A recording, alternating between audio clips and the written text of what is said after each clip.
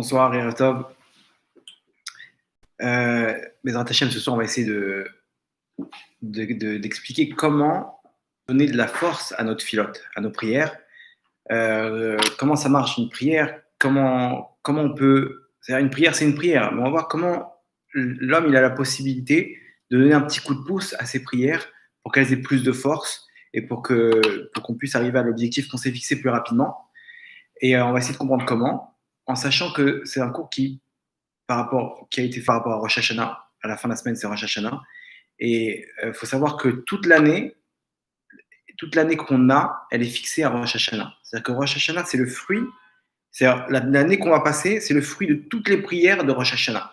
Tout l'état d'esprit dans lequel on était à Rosh Hashanah dernier, cet état d'esprit-là, il a fixé toute notre année. Toutes les prières, tout ce qu'on a demandé, comment on a prié, comment on s'est comporté, qu'est-ce qu'on a dit, qu'est-ce qu'on n'a pas dit, etc. On a tout fixé. À ce moment-là, Hachem, il a fixé tout ce qu'on allait avoir dans l'année.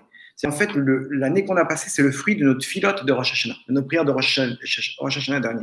Donc c'est bien de savoir comment prier de façon à ce que chaque prière, elle puisse donner le maximum de ses forces pour qu'on puisse décrocher une bonne année Bezrat Hashem. Maintenant, il faut savoir que ça marche pour toute l'année. Ce qu'on va dire maintenant, ça marche pour toute l'année. Et il faut savoir que ce qui se passe maintenant, que ce soit au niveau individuel, au niveau de tout le Ham Israël ou dans le monde, il faut savoir que Hachem, avant Rosh Hashanah, tout le mois d'Elul et Rosh Hashanah, Hachem, il va réveiller chez nous tous les problèmes, toutes les choses qu'il veut nous donner. C'est en fait tous les problèmes qu'on a en ce moment. Une personne, je sais pas, d'un coup, il a des problèmes de couple. Ça s'est réveillé juste avant Rosh Hashanah. Ou il a des problèmes de Parnassa. Des problèmes, là on voit ce qui se passe ils vont encore enlever les synagogues et tout refermer, et tout confiner.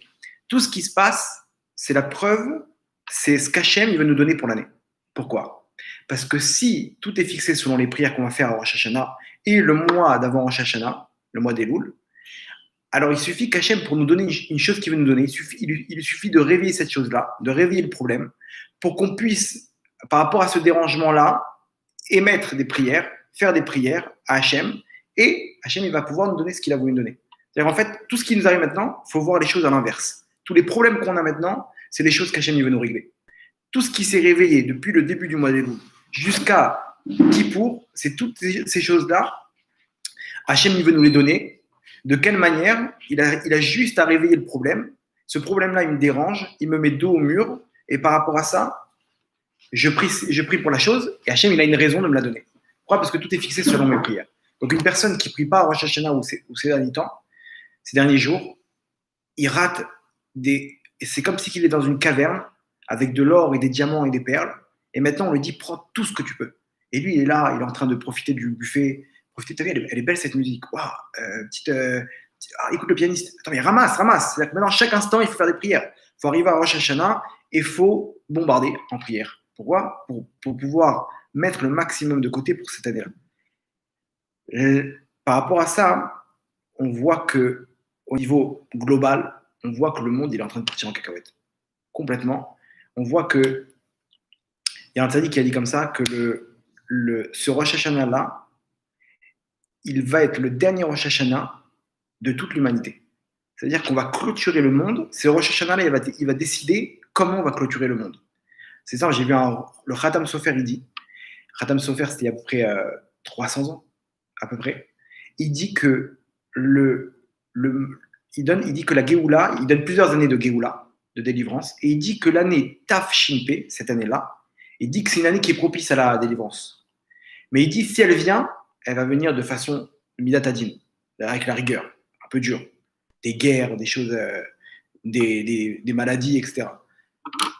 Par contre, si jamais elle ne vient pas pendant cette année-là, elle viendra l'année d'après, c'est-à-dire l'année qui va venir maintenant, mais Berachamim, avec de la miséricorde, des miracles et des bonnes choses pour le monde et pour le Ham Israël. Maintenant, à côté de ça, le Rav Arush, je ne sais pas si vous avez entendu cet enregistrement, jamais de sa vie parle Mashiach. Il vient et il dit, dans un cours, il dit, écoutez bien, c'est le dernier Rosh Hashanah avant le Mashiach. L'année qui suit, c'est-à-dire le Mashiach à partir de Rosh Hashanah,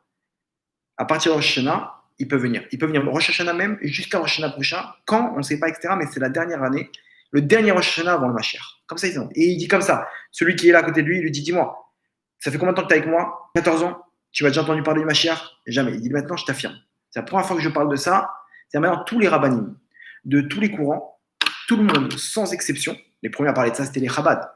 Là, maintenant, tous les rabbanim de tous les courants, ils parlent du Mashiach. Ils disent que ça y est, on y est. Le Rav Kook, je l'avais ramené, il a dit Rosh Hashanah, c'est la dernière station pour qu'une personne puisse monter.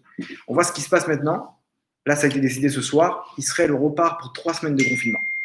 3 semaines de confinement, pas de tfilote, pas de prière dans les synagogues, ou 10 personnes seulement. Dehors, imaginez, ou Kippour, jour de jeûne, 35 degrés, dehors.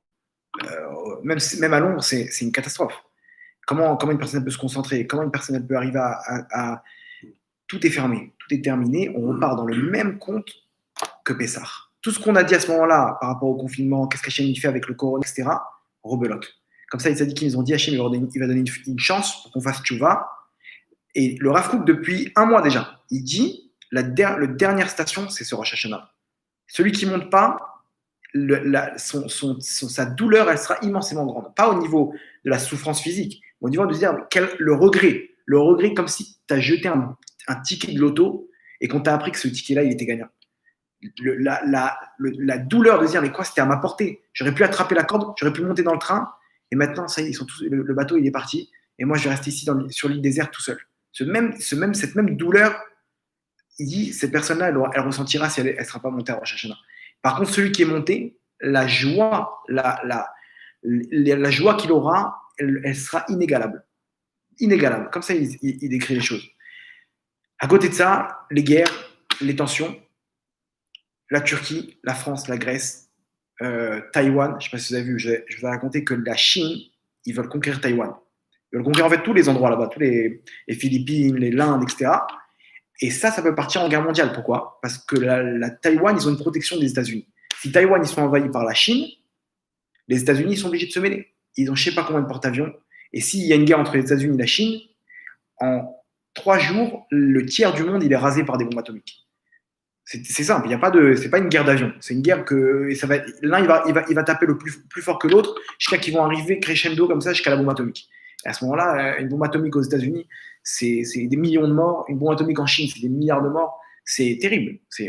On parle d'une guerre mondiale où la Russie communiste, comme la Chine, ils vont se mêler, ils vont profiter. L'Iran, toutes ces choses-là, ça peut exploser en un instant. En un instant. Surtout que Taïwan, ils ont abattu un avion chinois la semaine dernière, vendredi dernier, et ils attendent la riposte. Le monde, il attend la riposte de la Chine. Dans la Chine, ils veulent absolument conquérir Taïwan sans attendre. Ils attendent juste le moment propice pour pouvoir conquérir Taïwan. Maintenant, Taïwan, ils leur ont abattu un avion. Le monde, il attend la riposte, comment ils vont riposter, etc. Tout ça, c'est en train de chauffer. Est-ce qu'il y aura une guerre? Il n'y aura pas de guerre. Le monde, c'est-à-dire là, on est à l'aube d'une 3e guerre mondiale. Peut-être que non, peut-être que oui. On ne sait pas. En tout cas, tout va être fixé à Rosh Hashanah. Qui sera en guerre, qui ne sera pas en guerre, qui sera en paix, qui ne sera pas en paix, qui sera riche, qui sera pauvre, qui sera malade, qui sera en bonne santé. Tout ça, c'est fixé à Rosh Hashanah. Hachem, il décrète pour toutes les créatures. Même une fourmi, est-ce qu'elle va trouver la miette de pain à ce moment-là, tel jour, telle heure, tel moment? Même ça va être décrété. Toutes les créatures au monde, tout va être décrété. La NASA, officiellement, elle a officialisé donc l'astéroïde dont on avait parlé, une astéroïde qu'ils ont peur que ça rentre en collision avec la Terre. Quand est-ce qu'ils ont officialisé la collision avec la Terre, la probable collision? La veille des élections aux États-Unis. La veille des élections aux États-Unis, c'est le jour où cette comète, elle doit toucher la Terre. Ou pas. Mais même les astrologues, c'est marrant parce que pas seulement les rabbinim, mais même les astrologues, ils se prononcent et ils disent que pour l'instant ça va mal et qu'il peut y avoir des guerres. Et selon les astrologues aussi, l'année prochaine, ça risque d'être une année de guerre. Comme ça, ils se prononcent, 3-4 astrologues comme ça, comme les rabbinim. Sauf que les rabbinim, ils se prononcent. Alors, il faut savoir que quand les rabbinim ils se prononcent, c'est pas quelque chose qu'il faut prendre tel quel. à chaque fois, on a donné des rabbinim, etc. On a dit ce que tel rab disait qu'il y aurait des guerres, des morts, des catastrophes, etc. Surtout en dehors d'Israël et tout. Il faut savoir que ce qu'il voit le Rav tout de suite, il sent qu'il y a quelque chose de grand qui va arriver ou de dur qui va arriver sur terre. Il le dit, il annonce, il y a des prières, il prend sur lui des choses, il prend sur lui des souffrances. Les tzadikim, ils adoucissent, ils arrivent à adoucir la rigueur et la chose, elle est annulée. Il se peut, comme ça, il y a un Rav, l'Admour de Krishti, il dit comme ça, il est mort en début d'année, avant le Corona. Là, j'ai vu hier, incroyable, il donne dans un cours, il dit comme ça, il dit, vous croyez que, il a un cours de l'année dernière, 6 mois avant qu'il meure, il donne un cours, c'est de la prophétie. Il dit comme ça, il dit, vous croyez que Dieu, il a besoin de faire une guerre pour délivrer son peuple, la guerre de Gog et Magog? Il dit, Dieu, il n'a pas besoin de tout ça. Il n'a pas besoin maintenant d'utiliser des armées, Saal et compagnie, pour pouvoir montrer qu'il est roi. Il peut, lui, tout seul, pour montrer qu'il est roi, prendre un virus et chambouler toute la Terre, retourner toutes les technologies et faire de ce monde-là un rêve qui n'existe plus. Ça y est, c'était comme un rêve, tout le monde se réveille. Aïnouk et Cholmim, exactement. Il dit ça 6 mois avant le Corona. Entre-temps, il est mort, c'était à la fin de sa vie. Il a un de ses derniers cours, il a dit, comme ça, il va amener la fin des temps, pas par l'intermédiaire d'une guerre, mais par l'intermédiaire d'un virus. C'est-à-dire, qu'est-ce qu'on peut déduire de ça? Que tout ce qui aurait dû se passer normalement, c'est peut-être une grande guerre. Hachem, il a pris tout ça, à la place, il a mis un virus. Il a adouci ce qui aurait dû être terrible. C'est-à-dire que la guerre de Gog et Magog, il a transformé ça par une lutte contre un virus invisible qui rend fou toute la Terre. Et les gens, ils sont là, ils tombent malades, 3 jours, 15 jours, etc. Et les gens, ils sont enfermés chez eux, alors qu'ils auraient pu être enfermés chez eux dans leur chambre forte, avec des bombes et des alertes, etc. Et des peurs et des pressions. Là, les gens, ils ont exactement le même scénario pendant le confinement, mais sympathique. On est ensemble, tranquille, quoi. Pas de pression, pas de peur, pas de crainte, pas de guerre, pas de bombes. Ok, il y a des morts, etc. Il faut savoir que le taux de mortalité en Israël, il est inférieur à celui de l'année dernière. C'est ça, hein? Tu es d'accord avec moi? Il est inférieur, ça a été révélé cette année, ils ont fait le bilan, et quoi, il y a plus de 1000 morts en Israël? 1100 morts, normalement, on aurait dû arriver à un taux de mortalité élevé, par rapport à celui de l'année dernière et celui de l'année d'avant. Cette année, il est inférieur à toutes les autres années. C'est incroyable. C'est des choses que, même si c'est quand même, on ne s'imagine pas qu'ici, il y a quand même la rachamim, il y a quand même la miséricorde. Bien sûr, on veut que ça parte, on veut que ça s'arrête cette épidémie, mais en tout cas, on voit qu'il y aurait pu avoir pire. Donc, ce tzaddik-là, il annonce que tout ça, ça aurait pu être à la place de Gog et Magog. Combien on a dit que les tzaddikim, ils ont dit qu'à Ben Hametzarim, au moment de comment ça s'appelle, de Tisha B'Av, il devait y avoir des catastrophes terribles pour l'Am Israël et dans le monde. Pas un seul cheveu du Am Israël, dans Ben Israël, est tombé. Aucune guerre, rien du tout. Le Hezbollah, par 2 reprises, ont essayé d'attaquer. Ils n'ont pas réussi. Tout a été annulé. C'est-à-dire qu'ici, le Am Israël, il a réussi par l'intermédiaire de cette filote, par l'intermédiaire de ces mitzvot, à tout retourner. Donc c'est comme ça. Donc ce qu'ils disent les rabbanim, que ça va mal se passer, il peut y avoir des guerres, etc., c'est à prendre a priori. Ok, a priori. Comme pour Mordechai, quand il y a eu le décret contre le Ham Israël avec Aman, il a annoncé, il a dit normalement, il y a un décret en haut, tout le monde doit mourir. Et finalement, ça s'est retourné, Aman il est mort, etc. Et ils auraient pu le voir, lui dire, mais qu'est-ce que tu as raconté? Tu t'as dit que non, il y a eu quelque chose qui a été annulé. Donc les tzadikim, des fois, ils parlent, pas pour faire peur, mais pour qu'on puisse se renforcer, comme c'est le moment maintenant où on peut, à l'aube de Rosh Hashanah, dès maintenant, une personne, elle doit prendre sur elle, dès qu'elle peut, de ramasser des diamants. Ça veut dire quoi, ramasser des diamants? Une tfila, une prière, une autre prière. Tout le monde, là où il soit, une femme, elle est en train de cuisiner, elle vient, elle voit son enfant comme ça, un truc qui l'écoute pas. Hachem, je t'en supplie. Faire en sorte qu'il puisse rester dans le droit chemin, ce tzaddik. Elle voit un truc avec son mari voit un truc avec sa femme. Hachem, je t'en supplie. Donne-lui la santé, besoin Hachem pour réussir.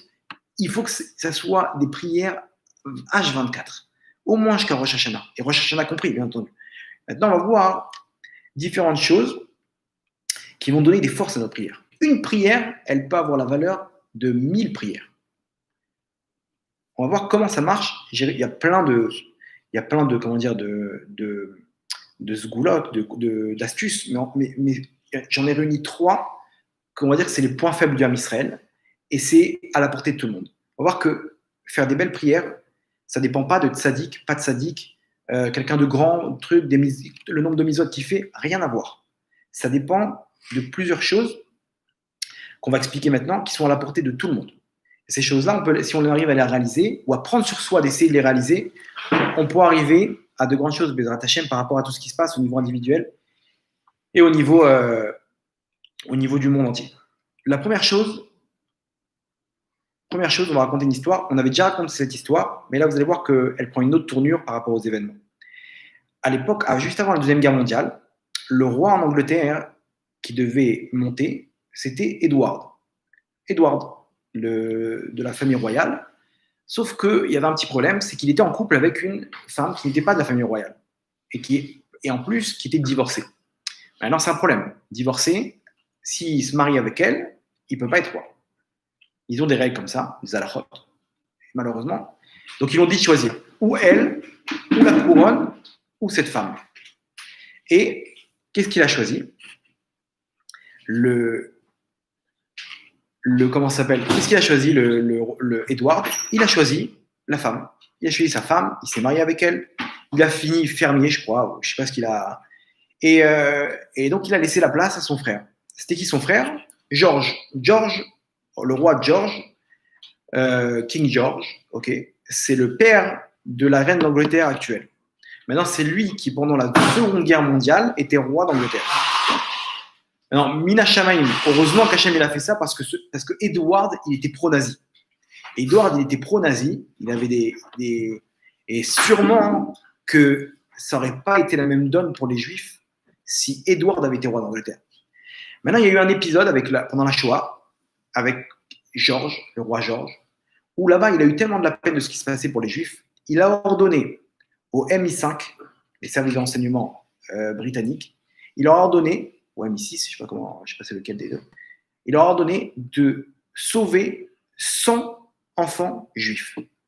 Mission, vous allez, vous les retirez, vous les amenez ici en Angleterre. Effectivement, ils sont partis, ils ont réussi à trouver un bateau, etc. Machin. Ils ont organisé une fuite d'une centaine d'enfants juifs. Ils sont arrivés là-bas, les enfants ils étaient contents, ils ont évité les camps de travail, les camps de la mort, ils ont évité la mort surtout, et ils arrivent là-bas, le roi, il vient, il dit je veux les rencontrer. Donc ils ont fait une ligne comme ça, où le roi il allait passer entre les deux lignes d'enfants, et il devait lui dire merci qu'il a réussi à leur sauver la vie, etc. Et le roi, il devait passer comme ça, devant les enfants. Et le roi, il était fier, il voit les enfants tout petits, 7, 8 ans, comme ça, 10 ans. Imaginez-vous des enfants qui devaient partir. C'était sûr et certain. Et il les voit comme ça lui fait chaud au cœur de dire, j'ai sauvé ces enfants. Et à un moment, il passe à côté d'un enfant. Et il y a un enfant qui saute de toutes ses forces, en criant, en poussant un cri terrible. Il saute à ses pieds. Et il crie, ah! Les soldats, ils arrivent tout de suite. Qu'est-ce qui se passe? Il attaque le roi. Ils le prennent comme ça, l'enfant, et le truc, etc. Ils arrivent à le neutraliser. Il dit, non, je vous en supplie. Il crie toutes ses forces, etc. De ses tripes. Il pousse un cri. Et le roi, il continue sa route comme c'était en été, mais ça l'a marqué. Il a appelé son conseiller et il lui dit, amène-moi cet enfant, je vais lui parler. Il lui emmène l'enfant, bien sûr, entouré de gardes du corps, de soldats, et il lui dit, pourquoi t'as pleuré? Pourquoi t'as crié comme ça? T'es pas content d'avoir été sauvé? Il lui dit, je serai jamais heureux sans mes parents. Mes parents, ils sont encore là-bas, moi, vous m'avez sauvé, et vous êtes ma seule possibilité, ma seule chance de revoir mes parents un jour dans ce monde-là, c'est vous. Si vous avez réussi à me sauver, je vous en supplie, aidez-les. C'est ça ce que j'ai crié. J'ai crié à l'aide pour que vous puissiez avoir de la miséricorde pour mes parents. Le roi, ça lui a fait chaud au cœur. Il a regardé son conseiller, il a dit, débrouille-toi, prends les renseignements, c'est qui ses parents, combien ils sont, tu m'amènes toute sa famille en Angleterre. Une semaine après, toute sa famille, elle arrive en Angleterre, un sauvetage incroyable, et ils prennent cet enfant et ils lui disent, voilà ta famille, rentre chez toi, et sois heureux. Ils leur ont donné où habiter, ce qu'il faut. Mais d'un coup, il s'est retrouvé sur une centaine d'enfants, tous, ils savaient très bien qu'ils n'allaient pas revoir leurs parents, mais lui, il a eu de l'audace. Il a osé il a supplié et il a reçu. L'histoire qu'on ramène ici, c'est exactement la même avec nous. Au moment de Rosh Hashanah, il y a un roi du monde il y a un roi dans le monde, Hachem, on va pendant 2 jours, on va le rendre roi. Toute l'année, on fait ce qu'on veut, etc. Pendant 2 jours, on dit Amelech HaMishpat, Amelech HaKadosh. Amelech HaKadosh, c'est-à-dire que maintenant, on va redonner la royauté à Hachem. Hachem, il redevient roi, avec ou sans nous. C'est lui qui décide maintenant qui va aller où, quand, combien on va gagner, qui va mourir, qui va vivre, etc. Tout est décidé. À nous de supplier.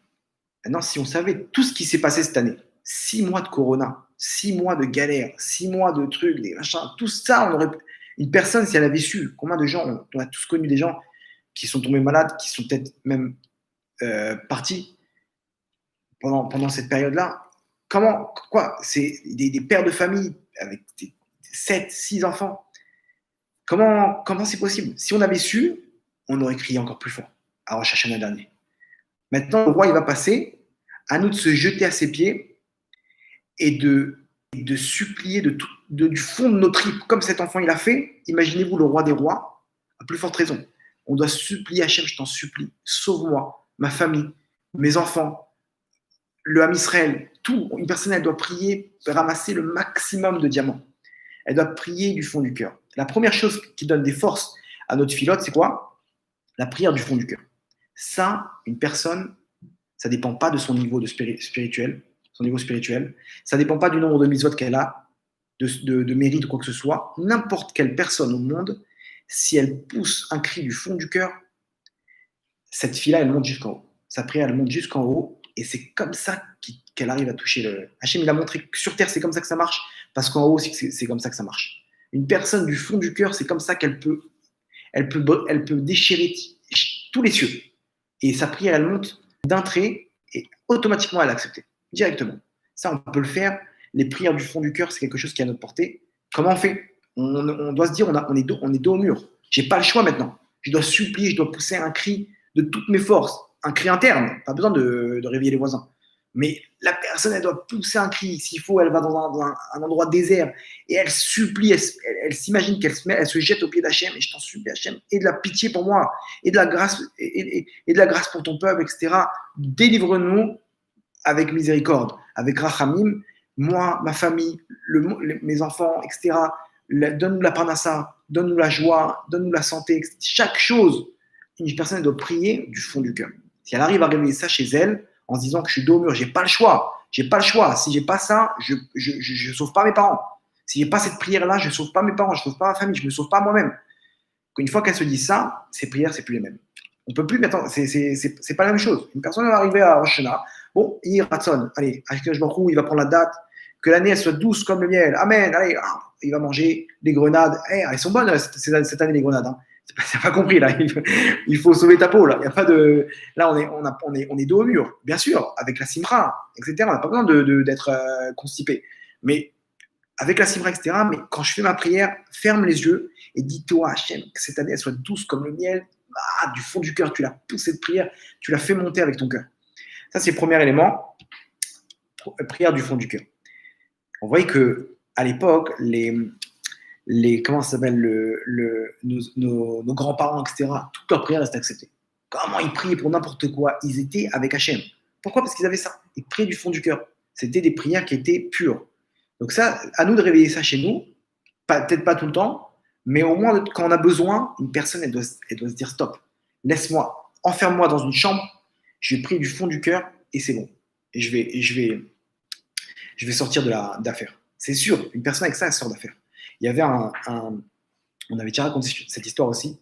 Il y avait un enfant qui avait la maladie, le cancer, et ils l'ont convoqué. Le médecin l'a convoqué. Il a dit regarde mon fils, etc. T'inquiète pas, tu vas t'en sortir. C'est rien du tout, etc. C'est une petite tumeur. On va faire juste de la chimiothérapie et tu vas perdre tes cheveux. Maintenant l'enfant il dit quoi? Je vais perdre même mes péotes. Mes péotes, ça fait le lien entre mon cerveau et mon cœur. Il dit non, ça vous n'allez pas me les enlever ça. Il dit qu'est-ce que tu veux qu'on fasse? Ça dépend pas de nous. Il dit quoi, ça dépend pas de nous? Qu'il n'y a pas une autre solution? Je ne veux pas faire la chimio. Il dit, on n'a pas. Il a commencé à pleurer. Il dit laissez-moi tranquille, etc. Il est parti dans une pièce et il a commencé à prier du fond du cœur à Hachem. Il dit Hachem, ça, je le fais pour toi. Ces périodes, c'est pas pour moi que je le fais, c'est pour toi.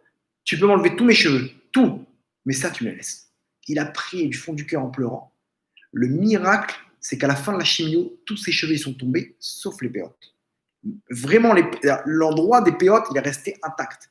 Ça, c'est une histoire qui a fait le tour du monde, à tel point que le Rav Kanievski, il a convoqué cet enfant pour voir d'en haut, du ciel, c'est quoi la limite qu'on met aux péotes, quoi, la démarcation. Parce qu'il y a des marloquettes, quoi, il y a des divisions. Est-ce que ça s'arrête là? Est-ce que ça part de là, etc.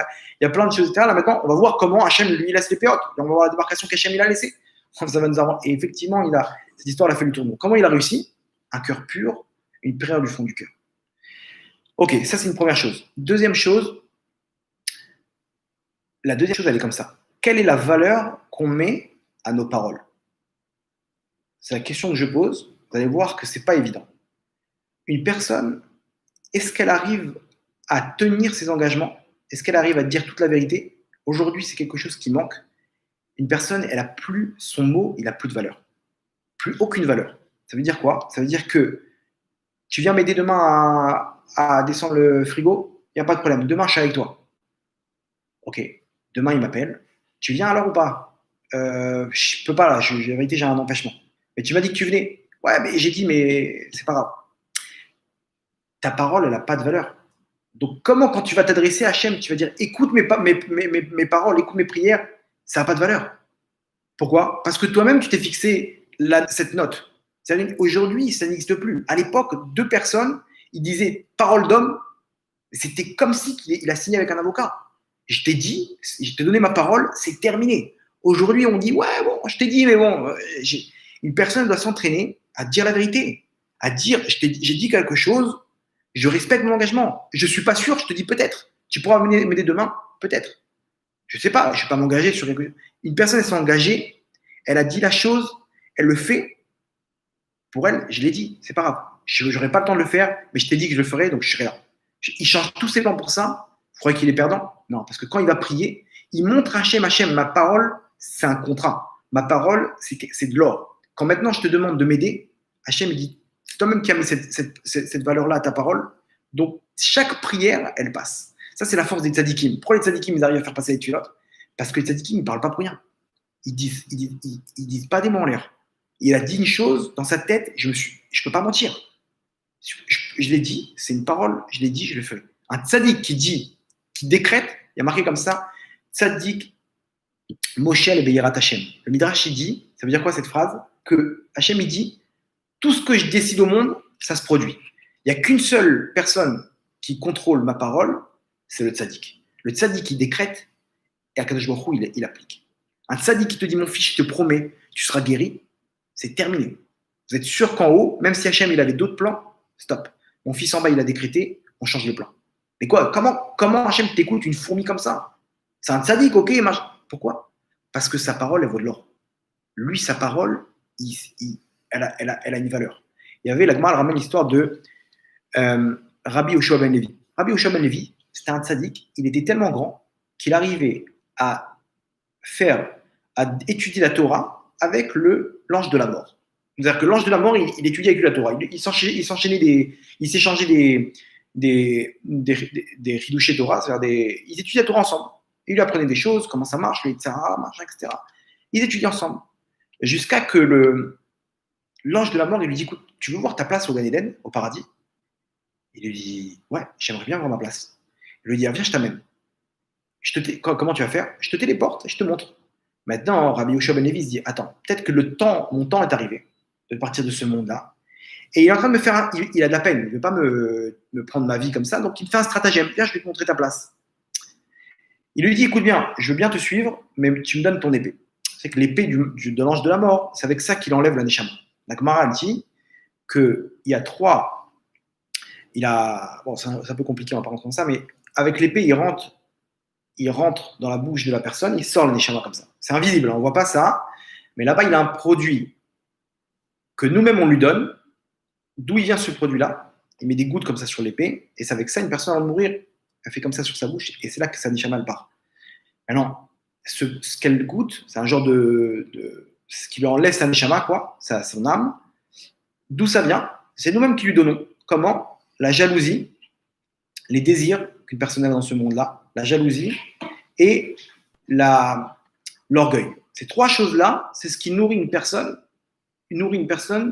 pour pouvoir donner la force à ce qui nourrit l'épée du Malach Hamavet, de l'ange de la mort. Une personne qui n'a pas ces trois choses-là, vous la déterrez après 2 ans, elle est intacte. Elle part de ce monde-là en fermant les yeux, sa neshama elle monte, et intacte. Vous déterrez son corps, il n'y a rien, elle n'a pas été mangée par les vers, rien du tout. C'est l'histoire de tous les jours, ça. Des gens qui ont déterré de France, qui ont ramené en Israël, etc. Le corps intact. Des témoignages, des milliers de témoignages. Ma grand-mère, elle est partie comme ça.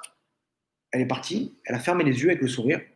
Elle est partie comme ça. Elle a rendu son âme à. Maintenant, elle avait aucun orgueil. C'est-à-dire, on pouvait lui annoncer qu'elle devait sortir de sa maison et vivre dehors, dans la rue. Elle aurait dit d'accord. Elle n'avait rien de. Aucune truc. Elle faisait une gentillesse, aucune jalousie. Parce elle n'avait pas tout ça. Effectivement, quand elle devait partir de ce monde-là, elle est partie de la meilleure manière possible. Et plus une personne est enracinée dans ces choses-là, plus elle part. Bref, en tout cas, il lui dit, c'est quoi, donne-moi ton épée, et à ce moment-là, je pourrais te suivre. Il lui dit, ok, il n'y a pas de problème. Il lui donne son épée. Il le téléporte dans sa place, il voit sa place au Gan Eden. Rabbi Yoshua ben Levi, il dit, je m'engage à ne plus sortir de cette place. Je ne bouge plus ici. Maintenant, il a fait un serment. Alors, il y a une voix céleste qui s'exprime et qui dit, mais qui c'est qui a permis de faire entrer un vivant dans le Gan Eden? Alors, l'ange de la mort, c'est moi, mais j'ai pas fait exprès. Enfin, je voulais le faire un aller-retour. Il regarde sa place, il ressort. Il est monté, il a réussi à passer le mur, il s'est installé, il a fait un serment. Ok, c'est quoi le problème? Sors-le. Tu viens, tu rentres, tu le sors. Sortez-le. Ils ont demandé à le sortir, impossible de sortir. Intouchable. Hachem les empêche. Ceux qui ont essayé de le sortir, Hachem les empêche. Ils sont venus voir Hachem et ils disent, mais pourquoi? Il lui dit, il a pris un engagement. Son engagement, il est tellement fort parce que tout ce qu'il a fait dans sa vie, tout ce qu'il a dit, il a fait. Donc maintenant, quand il a fait le serment de ne plus bouger de cette place-là, on ne peut plus bouger, on ne peut plus bouger. C'est tellement fort qu'il n'y a rien à faire maintenant. Tu ne peux plus sortir de là. Hachem lui a dit, regardez, ouvrez son dossier. S'il y a une fois dans sa vie, il a dit quelque chose qu'il n'a pas appliqué, on pourrait le sortir. Sinon, c'est terminé. Ils n'ont pas trouvé. Ils ont dû le laisser comme ça. Et Rabbi Yoshua ben Levi, c'est une des 10 personnes qui est rentrée vivant en Gan Eden. L'ange de la mort, il lui a dit, je t'en supplie, mon épée. Rends-moi mon épée. Il lui a dit non. Il dit, mais c'est comme ça que je sers Hachem. Mon rôle, c'est de ramener les Neshamot qui ont fini leur temps. Je t'en supplie. Il a commencé à pleurer devant lui et il lui a rendu l'épée. Là, on voit la force de la parole. On dit, Altiftarpe la Satan. N'ouvre pas la bouche au Satan. C'est-à-dire que quand on dit, bon, allez, ça va, au pire, on va tous mourir. Chazé Shalom. Ta bouche, elle a de la valeur. Mais non, je disais ça comme ça. Ah, ok, bon. C'est-à-dire que maintenant, tu viens de baisser la note, la valeur. Chaque chose, dis pas ça. Dis à la troisième personne, telle personne, elle risque de tomber malade. Dis pas, et si toi tu tombes malade, et si moi je tombe malade. Non, dis pas. Il peut y avoir un ange qui passe ce moment-là, qui prend ça comme une fila. Et c'est un problème. Donc, comment je donne de la valeur à ma bouche? Deuxième chose, faire attention à ce que je dis. Essayer d'être un homme de vérité. Essayer de revenir. C'est pas parce que tout le monde dit n'importe quoi et qu'il n'y a que des mythos que moi aussi je dois être un mytho. Non, je dis la chose telle quelle. Et alors, mais oui, mais si tu dis tous les défauts qu'elle a ta voiture, comment tu vas la vendre? Eh bien, je ne la vendrai pas. C'est Hachem, il a décidé que c'est une question d'Emouna. Hachem, il a décidé que je dois la vendre. Je la vendrai même si je dis au mec, regarde, il y a tel problème dans la vitre, il y a tel problème là-bas, et ça, j'ai changé. Et ça, les gens, ils te changent le compteur, ils te mettent des trucs, ils te maquillent. Pourquoi tu fais tout ça? Tu es en train de perdre de la valeur dans tes filotes. Tu ne seras pas perdant de ça. Tu vas mettre 2 mois à vendre ta voiture au lieu d'1 semaine, mais tu as gagné en tefila. Ta tefila, maintenant, ce n'est pas la même. Parce que tu as dit, c'est fini. Voilà, je te dis, ça, il y a eu ça comme problème. Ça, et quand quelqu'un il fait ça dans son travail, autour de lui, dans sa vie de tous les jours, au début, il va galérer un petit peu. C'est normal, l'épreuve du Yetzirah. Mais après, il sera gagnant et c'est comme ça qu'il va s'enrichir. C'est comme ça qu'il va s'enrichir. Le baron de Rothschild, le premier, vous savez comment il s'est enrichi? Il avait un peu d'argent de côté et c'était quelqu'un qui était connu pour ce qu'il disait. C'était une parole d'homme. À tel point que le roi, le chancelier allemand, ou je ne sais plus de d'Autriche, je crois, je ne me rappelle plus de. Il est venu le voir au moment où il y a eu un coup d'État. Il est venu le voir et lui dit regarde, ma fortune, je vais la laisser chez toi. Il lui a laissé une somme d'argent énorme. Il lui dit je dois partir maintenant en exil et je reviendrai la prendre. Il n'est pas revenu. Il est mort. Et maintenant, l'argent, il est chez lui. Maintenant, une perte d'un goy, un juif, il a le droit de le garder. Une perte d'un juif, on a une mitzvah de le rendre. Perte d'un goy, on n'est pas obligé. Mais il y a une mitzvah en plus de le rendre. Pourquoi? Parce que les peuples du monde disaient regarde, les juifs, comment ils sont bons. Il avait de l'argent entre les mains qu'il aurait pu garder. Il est venu me le rendre. Donc, il est venu voir son fils. Ils ont repris le pouvoir, sa famille, etc. Il est venu voir son fils. Il lui a dit, non, pardon, avant ça, les soldats, ils sont passés chez lui. Ils lui ont dit, il est passé chez toi ou pas? Il a dit non. Il lui a dit, on va fouiller maintenant, et j'en suis sûr que c'est chez toi qu'il a laissé son argent. Ça peut être que chez toi. Parce que toi, tu es quelqu'un de confiance, etc. Si tu étais un des conseillers, truc, laisse-nous fouiller ta maison. Il a dit, bon, ok. Il est parti, il leur a sorti la même somme. Ils sont partis, ils étaient contents, ils ont récupéré la somme. Une fois que la guerre s'est terminée, la famille royale a repris le pouvoir, il est parti voir son fils, qui était donc le nouveau chancelier. Et il lui a dit, il lui a donné l'argent, il lui a dit voilà l'argent de ton père. Il lui a dit comment ça l'argent de ton père? Mais on m'a dit qu'ils ont récupéré cet argent. Il dit non, je me suis engagé avec ton père que j'allais faire attention à son argent. Quand ils sont venus les soldats, j'ai donné mon argent à moi. Pour pas enfreindre ma parole de dire, j'ai dit je ferai attention à ton argent, je ferai attention. Mais ça va te coûter ton argent à toi, ta fortune. C'est pas grave, mais ma parole elle est plus importante. Jusqu'à aujourd'hui, les Rothschild, c'est des multimilliardaires. C'est-à-dire qu'il a perdu de base, il a perdu de sa fortune. Jusqu'à aujourd'hui, ils sont multimilliardaires. Pourquoi Hachem lui a ordonné la bracha? Parce que lui-même, il s'est mis la bracha sur lui. Il a fait en sorte que ces mots, ça marche. Il s'est donné la bracha. Quand quelqu'un il est droit, il a la bracha. Pas tout de suite, au début, il ne va pas le voir tout de suite, mais c'est une bracha qui va être là, qui va être solide. Quand quelqu'un ne fait pas attention à ça, il fait du vol à droite, à gauche, etc., tout de suite, il va recevoir, mais bon, c'est du toc. C'est du toc, c'est du faux, c'est pas de l'or. Ça ressemble beaucoup à de l'or. Tu as l'impression que tu as beaucoup de lingots d'or, mais au bout d'un moment, ça va repartir. Comme ça, la Gemara a dit, l'argent volé, c'est comme un œuf.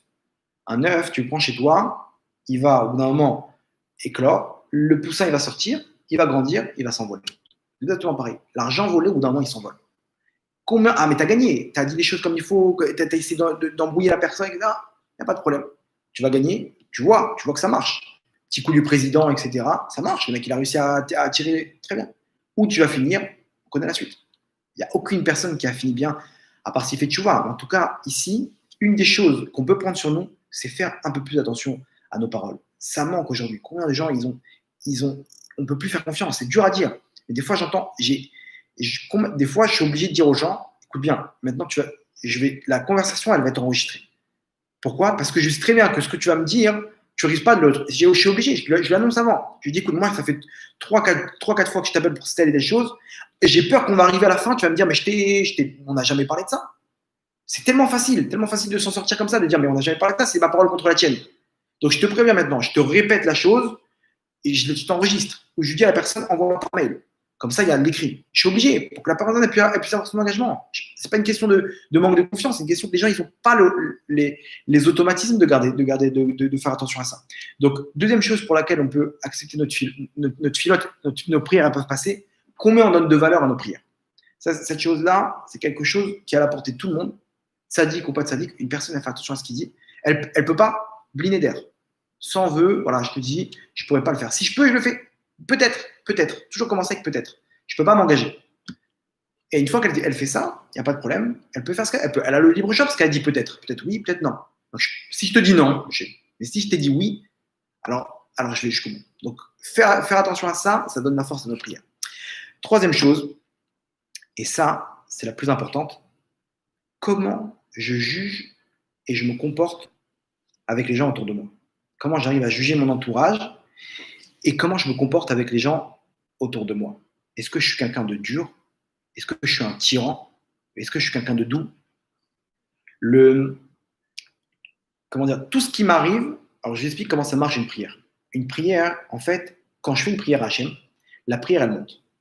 Elle monte maintenant, il y a, dans les mondes d'en haut, la lumière, elle est divisée par 10 sphirotes, 10 sphères. 10 sphères, Keter Chochma Binad Chesed Gvura Tiferet Netzach Od Yesod Malchut. 10. Ok, chacun il a une particularité. C'est la lumière de Dieu, elle est divisée en plusieurs caractéristiques. On ne peut pas capter cette lumière.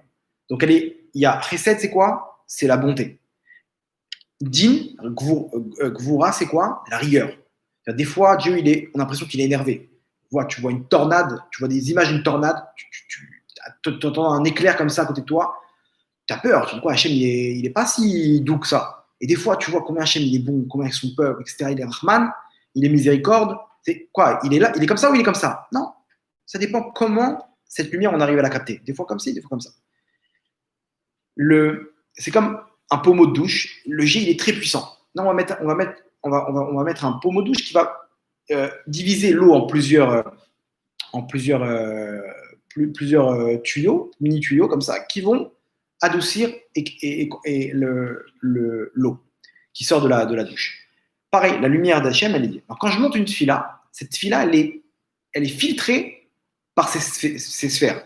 C'est-à-dire que la tribu de rigueur, de justice, il va dire quoi? Il va dire, attends, il mérite qu'on écoute cette tefila, celui-là, ses prières. Regarde comment il se comporte. Il est dur avec tout le monde, il vole, il est comme ça, il fait pas Shabbat, etc. Base, ils envoient balader la prière. À côté de ça, la tribu de miséricorde, il va dire non, attends, un petit peu de bonté. Combien il a donné de tzedaka cette année? Combien il a fait? Et la prière, elle reste en stand-by. C'est comme un tribunal où il y a des accusateurs et des avocats. Ils vont prendre la défense. Il y aura un tribunal céleste qui va se mettre en place. Est-ce qu'on accepte la tfila, la prière de telle personne ou pas? Comme ça, quand une personne elle prie, c'est exactement ce qui se passe en haut. Sa prière, elle est filtrée. Maintenant, moi, comme je me comporte, je vais donner une force à la tribu qui correspond à mon comportement. C'est-à-dire, si je suis un tyran chez moi, dans ma famille, donc celui qui aura beaucoup de force en haut, c'est la tribu de rigueur. Donc maintenant, tout ce qui va m'arriver, la moindre petite faute, elle va être punie directement. Si quelqu'un, il est doux, il est gentil, il est bon, la force qui va donner, c'est la tribu de Chesed. Il y a 10 attributs. Chacun, c'est des mélanges comme ça. Lui, il a peut-être 20% comme ça, 10%, etc. En tout cas, comme je me comporte, il faut voir comment tu te comportes. Tu comprendras exactement comment tes tfilotes, comment tes prières, elles sont traitées et analysées dans les mondes d'en haut. Exactement pareil. Si tu es quelqu'un d'intransigeant, sache que tes prières, elles ne passeront pas. Si tu es quelqu'un de dur, tes prières, elles auront beaucoup de mal à passer. Et comme ça, il dit le Baal Shem Tov. Le Baal Shem Tov, il dit qu'à la fin d'une vie d'une personne, elle est jugée. C'est qui son juge? C'est lui-même. Comme ça, lui-même. Il y a marqué une personne a donné din vecheshbon. Dans cette phrase, un homme, il va rendre le jugement et le compte. C'est bizarre. Le jugement, c'est quoi? C'est après le compte. Tu fais le compte de tout ce qui a été fait et après, tu donnes le jugement. Dans la Torah, on te dit, la personne donne d'abord le jugement et après, on fait le compte. Comment tu vas donner le jugement, après tu vas faire le compte? C'est inversé. En fait, non. On va voir cette personne, comment elle a jugé autour d'elle, comment elle s'est comportée, et par rapport à ça, elle va donner une note, un jugement à l'événement, et par rapport à ce qu'elle a fixé, maintenant on va faire le compte avec ce qu'elle a fait dans sa vie. Je vous donne un exemple. Je discutais avec une personne, et il me disait, oui, il ne faut pas être extrémiste, c'est pas grave, il faut prendre son temps, Dieu il juge le cœur, bon, elle fait Shabbat cette personne, etc., tout bien, etc., mais doucement, doucement. Et elle me disait, moi je n'aime pas du tout qu'on soit extrémiste, il n'y a pas de problème, on n'est pas extrémiste. Maintenant, à côté de ça, elle me disait une autre chose, elle me disait, par contre j'ai un problème avec mes enfants, mes enfants ils ne m'écoutent pas, mes enfants ils me manquent de respect. Je dis, pourquoi ils me manquent de respect? Et cette personne-là, elle me raconte comment ils font ça, comment truc, et ils me rigolent au nez, et ils font ça, etc. Maintenant, je lui dis une phrase comme ça. Je lui dis, mais dites-moi, monsieur, peut-être que vous pensez qu'ils vous aiment ou pas, vos enfants ou pas? Bien sûr, mais ils manquent de respect. Et peut-être qu'ils vous obéissent, mais avec le cœur. Qu'est-ce que vous pensez de ça? Il y a eu un blanc. Parce que il a compris d'un coup le raisonnement. Toi, tu es en train de servir Hachem avec le cœur. Ça veut dire quoi? C'est-à-dire que tu fais ce que tu veux. Mais le problème, c'est quoi? C'est que toi-même, quand tes enfants ils te font ça, tu as fixé que c'est quoi? Tu as fixé que c'est un manque de respect. Donc, le problème, c'est quoi? C'est qu'après 120 ans, quand Hachem va dire, mais pourquoi tu voulais pas avancer? Hachem, ne sois pas trop extrémiste. Doucement, doucement. D'accord? Il n'y a pas de problème. Alors, viens, on va voir ce doucement, doucement, hein, comment tu juges. Et on va voir qu'avec ses enfants, c'est considéré comme un manque de respect. Donc maintenant, ce qu'il a fait avec Hachem, il a mis quoi comme tampon? Manque de respect. Vous comprenez comment ça marche? La personne, on va voir exactement, elle va arriver après 120 ans, on va lui dire, ok, qu'est-ce que tu penses de ça? Attends, Hachem, une femme, elle va dire, moi, je ne peux pas aller au mikvé. C'est répugnant. Il y a des cheveux, des trucs, des machins, etc. D'accord, il n'y a pas de problème. Fais ce que tu veux. Maintenant, viens, on va voir ce que tu penses de la propreté. Et on va voir comment, dans la piscine du Hilton, quand tous les gosses là-bas, ils ont fait leurs besoins, se doit de respect dans la piscine, on va voir comment elle se baignait sans problème. Donc maintenant, pour toi, c'est pas un problème de se baigner quand il y a des gosses qui font que tout le monde sait ce qui se passe. Et quand il y a des cheveux là-bas, on lui a fait passer un cheveu juste devant elle, comme ça. Et elle n'a rien dit. C'est bizarre. Maintenant, quand c'était l'histoire du mikvé, c'était un problème. Comment tu te comportes? Le Baal Shem Tov, il dit, le juge, après 120 ans, c'est nous-mêmes. On va d'abord donner le jugement. Alors, qu'est-ce que tu penses de ça? Manque de respect. Qu'est-ce que tu penses? Le mec, il voit une voiture passer Shabbat. Mais regarde-moi ça, aucun respect, ces gens-là. Truc, la musique à fond Shabbat. Viens, on va voir toi maintenant quand tu. Donc, c'est un manque de respect de mettre la musique à fond Shabbat. Viens, on va voir toi maintenant quand tu faisais pas Shabbat. Toutes les fois que tu n'as pas fait Shabbat, tu as donné exactement le même jugement. Tac, tac, tac. C'est toi-même qui as mis la note. C'est exactement le même cas. On va voir comment un mec, on va dire, mais pourquoi tu n'as pas fait la Torah? Pourquoi tu n'as pas fait les mitzvot? Monsieur le rabbin, c'est trop dur.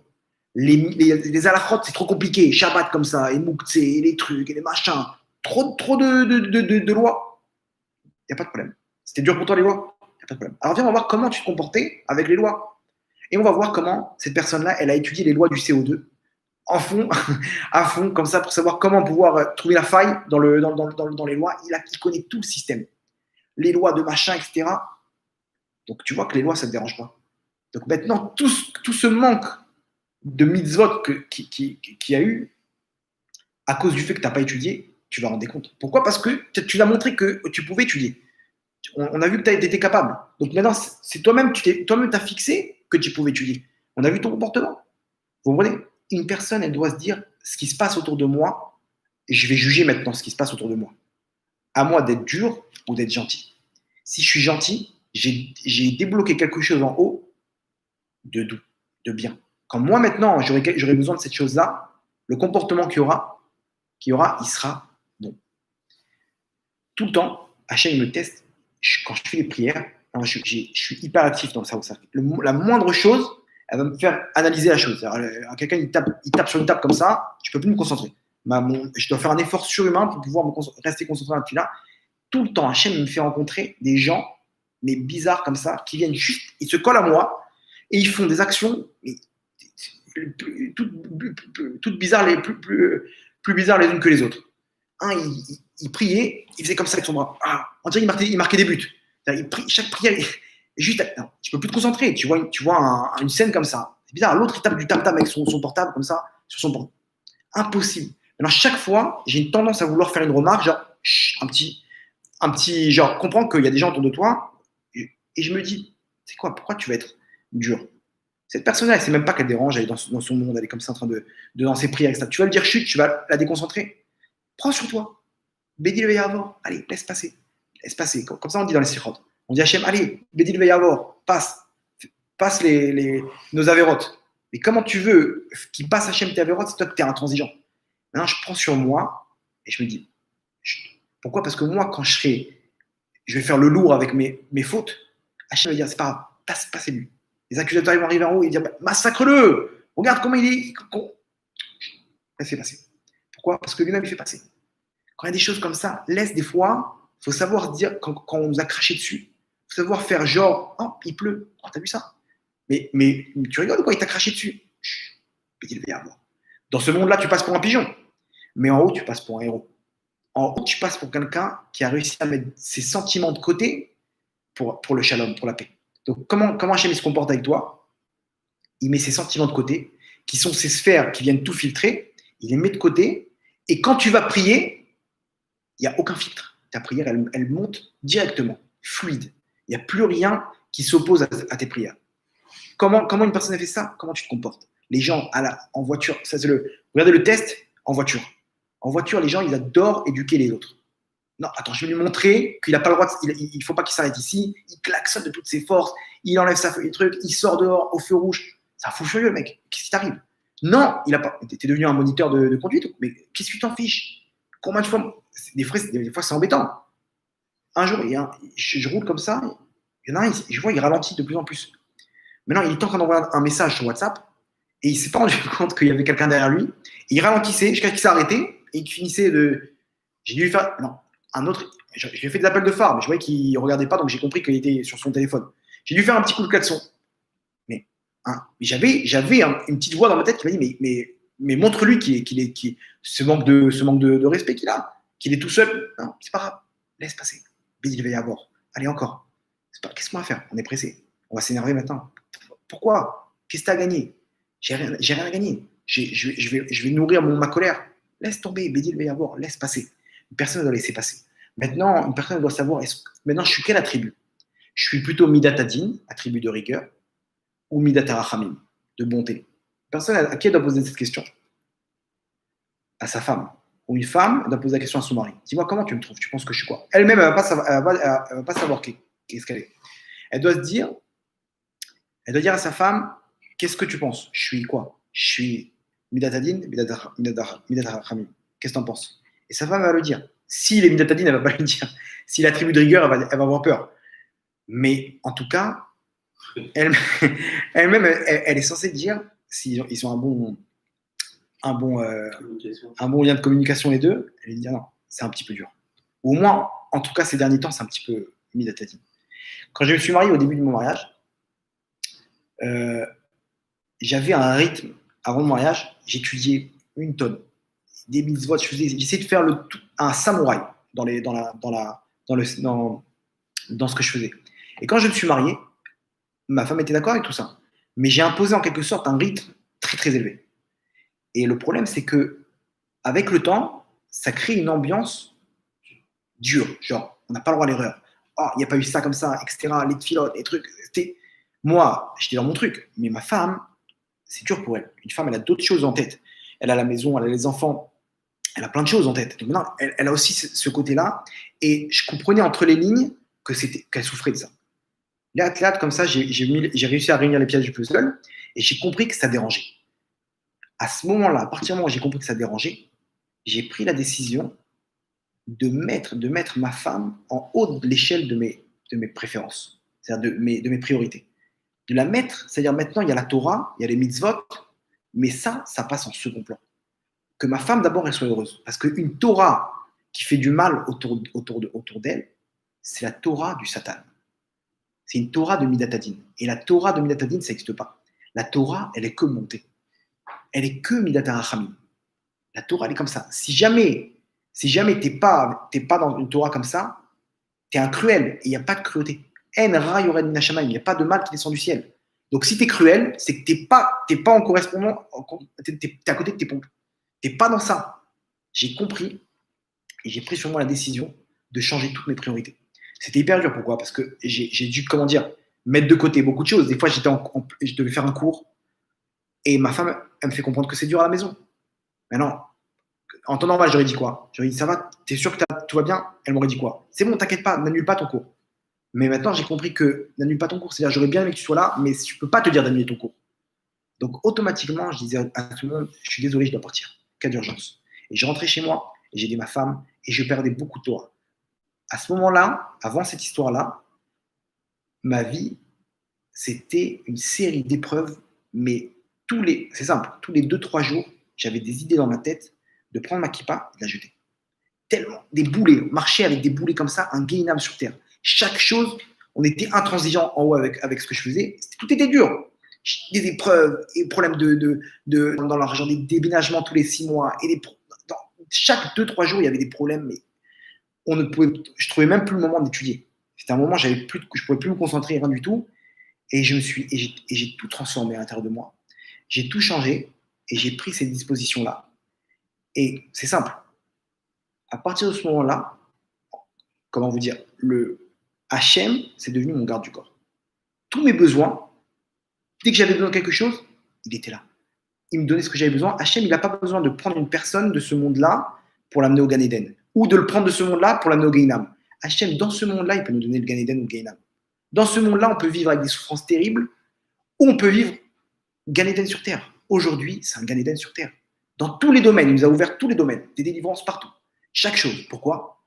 Parce que le comportement que j'ai eu chez moi, il a transformé le comportement qu'on avait avec moi en haut. Dès que je faisais la moindre erreur, scalpé, tac, directement.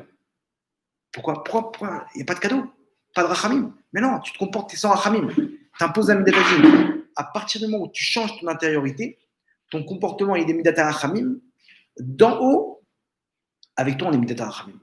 Avec toi, c'est pas grave, il est tombé, mais il va y avoir, laisse passer. Et comme ça, j'étais avec ma femme. Dès qu'il y avait les moindres choses, laisse passer, c'est pas grave. Allez, c'est bon, t'as besoin de moi, je suis là. Et encore, et trucs, etc. Et jusqu'à qu'à la fin, les choses, elles sont complètement transformées d'une extrémité à l'autre. Pourquoi? Parce que c'était entre mes mains. C'était très dur pour moi. Très, très dur, parce que j'ai perdu beaucoup de Torah. Mais il y a un dîme dans la Torah. Que quelqu'un qui est malade, on lui dit, transgresse un Shabbat pour pouvoir guérir, pour pouvoir garder plusieurs autres Shabbats. Parce que grâce à ça, tu vas guérir, tu pourras garder tous les autres Shabbats de ta vie. C'est exactement pareil. J'ai dû enlever beaucoup de choses dans ma vie que j'ai retrouvées comme j'ai changé ma vision des choses en attribut de bonté. Donc maintenant, ce que j'ai, c'est une vraie Torah. Je pense en tout cas que c'est une Torah, l'intériorité, c'est la Rachamim. Donc j'ai pas perdu, j'ai gagné dans tous les domaines. Un jour, j'ai posé la question à ma femme, je lui ai dit, dis-moi, je suis Midat Hadin ou Midat Rachamim? Qu'est-ce que t'en penses? De 0 à 10. Elle m'a dit comme ça, accrochez-vous bien, 9 sur 10. 9 sur 10, bon, Hachem. Mais elle a rajouté derrière, elle m'a dit, mais avant, tu étais Midat Hadin. Elle m'a avoué après, elle m'a dit, avant, c'était très dur. Aujourd'hui, 9 sur 10. Je n'ai pas terminé, il faut que j'arrive au 10 sur 10. J'ai encore des trucs en moi que je dois changer. Mais en tout cas, 9 sur 10, avant, tu étais Midat Hadin. Maintenant, avant, on avait des épreuves, c'était très dur. On marchait avec des boulets, comment dire, comme si on marchait dans de l'eau. D'un coup, maintenant, on passe sur le sable, on arrive à courir, qu'est-ce qui se passe? Maintenant, tu es Midat Rachamim. C'est toi qui as choisi. C'était dur, c'est pas passé en. Mais une personne, elle peut le faire. Une personne, elle peut le faire, elle peut changer ça en elle. Il y a 3 semaines, ma femme, elle a accouché d'une petite fille, Pesha Tova Moutsachat. Et c'était pendant Shabbat. Alors, j'ai une belle-mère, chez Mishmarota, incroyable. Elle s'occupe, tous les accouchements de ses filles, elle s'occupe de l'accouchement de A à Z. Ça veut dire qu'elle prend tout en charge. Les fausses alertes, les nuits blanches. Des nuits blanches, elle a dû en faire une cinquantaine, je crois. Et elle est sur place, et elle s'occupe du bébé, et les machins. C'est-à-dire, pendant 2-3 jours, elle est absente. Elle est complètement 100% avec sa fille. C'est un bonheur pour une femme d'avoir quelque chose comme ça à côté d'elle. Et maintenant, c'est pas qu'une femme, elle a rien à faire. Une femme qui est occupée, elle s'occupe de A à Z. Maintenant, cette année, sa nièce, avec le corona, sa mère ne pouvait pas venir pour l'aider à accoucher. Donc, c'est ma belle-mère qui s'occupait de son accouchement. Elle s'occupait, non seulement elle s'occupe de ses filles, mais en plus de ses nièces. Elle s'occupait de sa nièce, et elle s'occupait de son accouchement de A à Z. Maintenant, l'accouchement, comment il s'est passé? C'est simple, elle a raconté. Il y a eu 2-3 poussées, le bébé il est sorti. Un accouchement, un rêve. Vraiment, pour toute femme, c'est un rêve. Ma femme, elle part accoucher et elle prend. Donc, moi, je suis avec les enfants. Ma belle-mère, elle vient la prendre. Elle amène. C'était Shabbat. Je commence des Tehillim, commence à prier, etc. Et à la fin des Tehillim, je lève les yeux vers le ciel et je dis Ribono Shel Olam, maître du monde. Je dis moi, j'ai pas de mérite. J'ai pas de mérite, mais je sais que je peux réveiller chez toi la Midat HaRachamim, la mesure de l'attribut de bonté. Comporte-toi avec nous avec la Rachamim. C'est tout ce que je peux te demander. Comment? Moi, je vais prier. J'ai des mérites pour prier. Je peux dire, voilà, tu as vu ce que j'ai fait comme dans ma vie? Rien. J'ai rien du tout. Tout ce que j'ai fait, c'est toi qui me l'as donné. Par contre, ça, toi, tu as la mesure maintenant, c'est un moment qui est dur. Tu as la possibilité de le transformer en Midat HaRachamim. Et j'ai dit comme ça, j'ai dit le signe que tu seras comporté en Midat HaRachamim avec nous, en attribut de bonté, c'est que l'accouchement qu'elle aura ma femme, ça sera le même que sa cousine. Le même, en 2-3 poussées. Le lendemain, ma belle-mère, elle vient à pied pour m'annoncer la nouvelle de l'hôpital, c'était Shabbat. Elle me dit, Mazal Tov, c'est une petite fille. Je dis, Toda Rabba, Amen. Comment ça s'est passé? Regardez les paroles. Elle m'a dit, c'est simple, c'était exactement comme ma nièce. Ça s'est passé exactement comme ma nièce. J'ai compris exactement, Hachim m'a fait un clin d'œil, que la fille-là, elle a été acceptée. Est-ce qu'elle a été acceptée par rapport à mes mérites? Pas du tout. Elle a été acceptée comment? Parce que la prière, elle a eu de la force. Parce que quand elle est montée en haut, de la même manière que tu te comportes en bas, en haut, quand tu montes, bah, on te juge de la même manière. Il n'y a pas eu de, y a pas une force, quelqu'un, il n'a pas une force dans ses prières. Il donne de la force à ses prières. C'est comme ça que ça s'est passé. Tel quel. Akadosh Baruch Hu, il peut nous gâter. À nous de savoir comment on se comporte. Là, maintenant, une personne, elle doit voir chez elle comment elle se comporte. Est-ce que c'est un Fidel Castro à la maison? C'est un tyran? Si tu es un tyran, tu es cruel avec toi-même.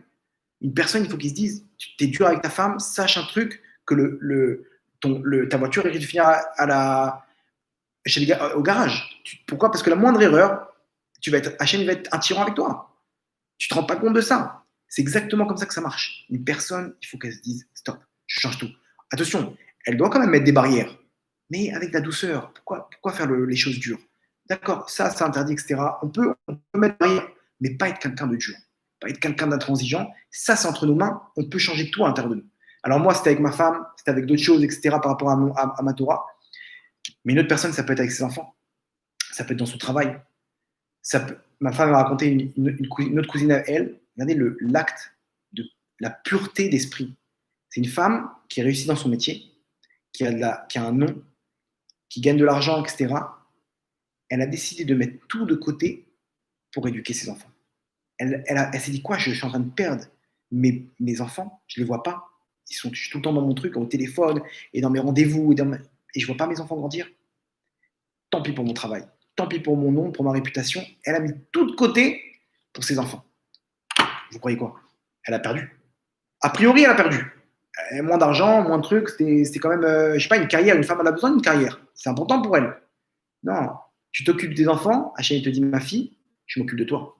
Toi et ta famille, de la même manière que tu as tout donné à tes enfants, je te donnerai tout. Qu'est-ce que tu veux à Rosh Hashanah? Les Chavod. Donne-moi la liste. Kibalt. Tu as reçu. C'est comme ça que ça marche. Une personne, quand elle fait la paix avec son beau-frère ou son frère, et les familles, elles sont divisées en 1000. Appelle-le, mets tes sentiments de côté. Tu mets tes sentiments de côté. Et Hachem, après, tu raccroches, tu as fait la paix avec cette personne-là, alors que c'est toi qui as raison. Tu as fait la paix, juste après, tu raccroches, les prières que tu vas faire, elles vont passer. Pourquoi? Parce que tu as mis tes sentiments de côté, en haut, on met ses sentiments de côté. Hachem, il te dit, laissez passer cette fille-là. Tous les règles que j'ai fixées pour filtrer la fille-là, on les met de côté. Une personne, elle peut donner de la force terrible à ses prières. N'importe quelle prière, elle peut passer. On va finir avec une histoire comme ça. Il y avait un rave qui a raconté qu'un couple il est venu me voir, ils n'arrivaient pas à avoir d'enfants. 7 ans, rave, on a tout fait. Qu'est-ce qu'on peut faire? Qu'est-ce que vous nous conseillez? Le rave dit, je sais qu'il y a un truc, il leur explique exactement le même principe qu'on a dit maintenant. En haut, il y a des filtres. Les prières, elles sont bloquées. Si vous arrivez maintenant à tomber sur une épreuve où vous pouvez mettre vos sentiments de côté, sachez que vous avez entre les mains un jackpot. Priez pour un événement comme ça. Si moi, je vois quelque chose comme ça de mon côté, je demanderai aussi une prière à cette personne-là. Mais en tout cas, c'est votre seule issue de secours. C'est un jackpot, toutes les prières peuvent passer. Le Rav, le Shabbat même, à la fin de Shabbat, il sort de la tfila, de la synagogue, et il voit bagarre. Comment? Il entend crier, etc. Et il voit une claque partir dans tout le monde. L'autre, il prend la claque. Maintenant, celui qui a pris la claque, c'est pas un gringalet. C'est-à-dire, non, d'un coup, le sang, il lui monte à la tête, et la prochaine action, c'est quoi? C'est coup de boule. Le Rav, il voit ça, d'un coup, il a un flash. Il dit, maintenant, s'il arrive à mettre de côté cette claque, ce qu'il va dire derrière, ça va passer. Le Rav, il a foncé, il a attrapé par la taille, il a sorti de la foule, et il lui dit, écoute-moi bien. Il dit, Vaudra, poussez-vous, je vais pas vous faire mal, mais poussez-vous, ça va barder. Et il lui dit, écoute-moi bien, il y a un couple que j'ai eu cette semaine, ils n'ont pas d'enfant. Aujourd'hui, si tu décides de mettre de côté cette claque, tu peux amener sur Terre une vie. Tu peux amener une vie au monde. Je dis, mais vous savez ce que vous me demandez là, Quadra? Il dit, regardez comment il tremble mon corps. Il lui montre comme ça, tous ses membres en train de trembler. Mais vous rigolez. Il dit, je sais, mais sache que tu vas passer pour une victime dans ce monde-là, mais en haut, tout ce que tu demanderas, tu pourras l'avoir. Je t'en prie, fais-le pour ce couple. Il dit, qu'est-ce que je dois faire? Il dit, pardonne-lui mets tes sentiments de côté, il n'y aura rien du tout, tu n'en veux pas, et prie pour telle ou telle personne, qu'ils aient un enfant dans l'année. Il le fait, la voix tremblante. Je pardonne à telle personne et que ce couple-là, il a un enfant. Le Rav, il reçoit un coup de téléphone 2 mois après de ce couple. Rav, on a eu un enfant. Le Rav, il dit, je savais. J'attendais votre appel. Comment vous savez? Vous voyez des choses? Il n'y a rien du tout. Il y a quelqu'un qui a fait un acte incroyable.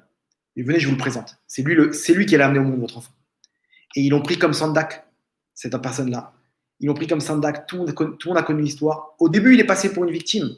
Il a pu faire un acte de. C'est un héros sur Terre, cette personne-là. Dans les mondes d'en haut, c'est un héros. Il a pu mettre ses sentiments de côté. Maintenant, une personne avant Rosh Hashanah, elle doit se dire, OK, ça, c'est entre mes mains. Je peux changer quelque chose chez moi. Je peux arriver à changer mon comportement. Si j'arrive à être bon avec mon entourage, avec ma femme, OK, chérie, assis-toi. Maintenant, je change tout. On repart à zéro. J'ai été dur, stop. Tu me dis, dès que je suis trop dur, tu me dis ça va pas. Une femme, elle doit prendre son mari et dit, écoute, j'ai mis trop de règles dans la maison. Maintenant, je veux que la joie, elle s'installe dans la maison. Une personne, quand elle fait ça, ça va être dur au début, elle va changer son intériorité, mais en haut, elle a débloqué beaucoup de choses. Ce qu'elle va demander, ça ne va pas être analysé de la même façon.